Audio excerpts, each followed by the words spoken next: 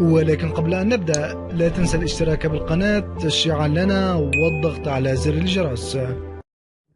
السلام عليكم متابعينا الكرام، أهلا ومرحبا بكم معنا في حلقة جديدة من مسلسل عروس بيروت، الحلقة 65، بحيث ثريا ترتدي ملابسها، ولكن مع ازدياد وزنها يجب عليها أن تغير من نوعية ملابسها.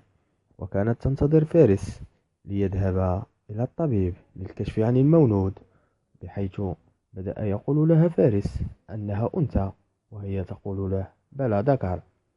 وعندما يذهبان إلى الطبيب للكشف عن المولود يتبين أنها أنثى، ويفرح فارس كثيرا ويحضر لثريا باقة جميلة من الزهور. السلام عليكم، لا تنسوا الاعجاب بالفيديو والاشتراك في القناة تشجيعا لنا لنستمر بنشر المزيد إن شاء الله.